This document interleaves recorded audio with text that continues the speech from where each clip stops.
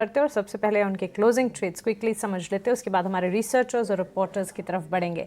Good afternoon Shrikant जी, स्वागत है आपका ईटी नाउ स्वदेश पर। आपके स्टॉक स्पेसिफिक क्लोजिंग ट्रेड्स बताइए। Good afternoon Mansi ji, good afternoon Abhishek and everyone.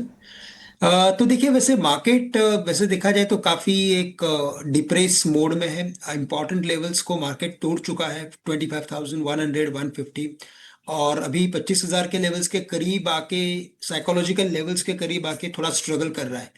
अगर आज की क्लोजिंग अगर 25,000 के नीचे की अगर रहती है तो हमें लगता है कि मार्केट एक बार 24,900 तक जा सकता है। लेकिन चूंकि मार्केट 25,600 से लगातार गिर रहा है तो हमें लगता है कि 25,000 से लेकर 24,900 के बीच में कुछ कॉन्ट्रा खरीदारी करनी चाहिए, क्योंकि ओवरऑल जो मार्केट का एक ब्रॉडर ट्रेंड है वो अभी भी स्ट्रांग है। और ये ट्रेंड या तो मैं बोलूंगा कि अपसाइड पे है, और उसका ये करेक्टिव पैटर्न चल रहा है। तो corrective pattern can last up to 50% और 61.8% ऑफ द एंटायर रैली। और जो रैली हमने देखी थी वो 24,500 से देखी थी, तो वही मुझे लग रहा है कि एक करेक्शन आ रहा है।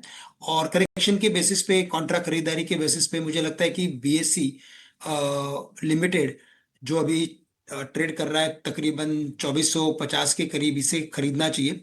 हमें लगता है कि ये स्टॉक 2550 तक जा सकता है, और बेस्ट के सिनेरियो में शायद 2600 के लेवल्स भी दिखा सकता है। जो स्टॉप लॉस हमें रखना है वो हम रखेंगे एट 2400। तो 2400 के नीचे का स्टॉप लॉस रखे बीएससी लिमिटेड को करंट लेवल से खरीदने के लिए। साथ ही साथ मुझे लगता है भारती एयरटेल, इसमें भी हमने एक बड़ी तेजी देखी थी, उसके बाद एक अच्छी गिरावट हमने देखी है। ये गिरावट जो है again it's a corrective pattern. तो इन लेवल्स पे भारतीय एयरटेल को भी हम खरीदने की राय रखेंगे। 1915 के करीब ट्रेड कर रहा है। तेजी बनती है तो 1960 1965 तक के लेवल्स दिखा सकता है। और जो स्टॉप लॉस हमें रखना है वो हम रखेंगे एट 1895। तो भारतीय एयरटेल ये एक स्टॉक ऐसा रहेगा कि जिसमें करंट लेवल से खरीदारी की जा सकती है। ओके, करंट लेवल से भारतीय एयरटेल में खरीदारी की राय, आधे % के डाउन ट्रेंड्स यहाँ पर नजर आ रहे हैं। इसके अलावा एक्सचेंज एंसिलरीज में आज बीएससी लिमिटेड में भी अच्छा खासा एक्शन। भारतीय एयरटेल के लिए 1960 पहला टारगेट, उसके बाद 1965 तक के लक्ष्य भी नजर आ सकते हैं। श्रीकांत चौहान के रेडार पर 2400 का स्टॉप लॉस बीएससी लिमिटेड में, 2550 पहला लक्ष्य, 2600 दूसरा लक्ष्य, 2456 के लेवल से यहाँ से फर्दर अपसाइड। काफी दिनों के डाउनसाइड मोमेंटम के बाद 4% की तेजी पर आज एक्सचेंज एंसिलरी में बीएससी लिमिटेड आउट परफॉर्म करता हुआ। लेकिन चलिए और भी बातचीत करेंगे श्रीकांत जी से, लेकिन डेरिवेटिव के फ्रंट पर क्या कुछ हो रहा है ये जान लेते हैं। हमारे साथ हमारे सहयोगी पुलकित हैं। पुलकित, गुड आफ्टरनून, बताइए बैंक निफ्टी के लिए मोस्ट एक्टिव पुट कॉल और साथ ही एफएनओ एंट्री एग्जिट्स क्या क्या हैं?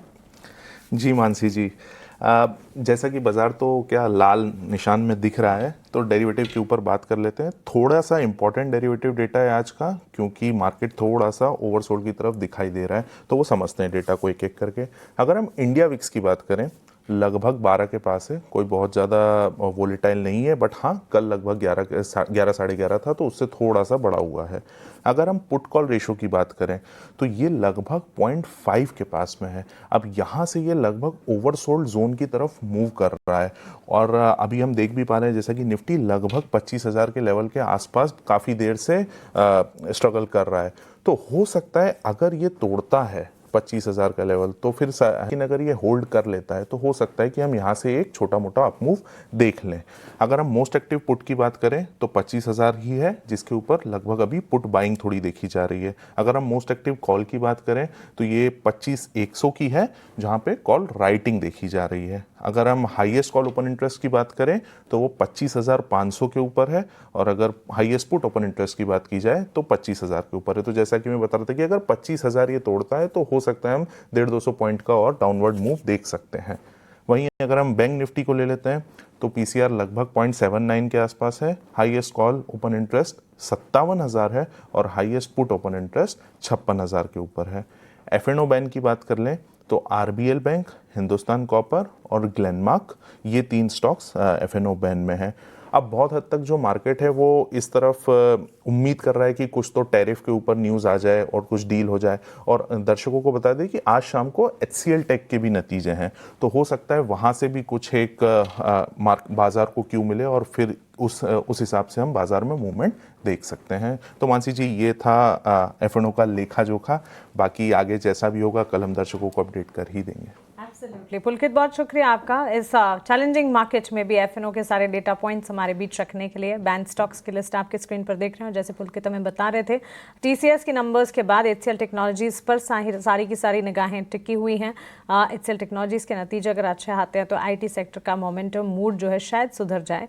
इस वक्त तो आईटी सेक्टर जो है वो अंडर परफॉर्म करता हुआ, नतीजों के अनुमान भी इस वक्त आप अपने स्क्रीन पर देख रहे हैं। जैसे जैसे नंबर्स आ जाएंगे, नंबर्स कैसे रहे हैं वो भी आप तक हम पहुंचाएंगे मार्केट क्लोज के बाद। पुलकित, मार्केट क्लोज के बाद आने वाले राइट जी, नंबर्स? शाम को लगभग 4 साढ़े 4 के आसपास ही आएंगे, तो इसका मूवमेंट हमको कल देखा जा सकता है मार्केट में कैसा क्या होगा। ओके, तो चलिए आज शाम बाजार बंद होने के बाद नंबर्स आएंगे, कल रिएक्शन जो है वो आपके सामने हम जरूर रखेंगे।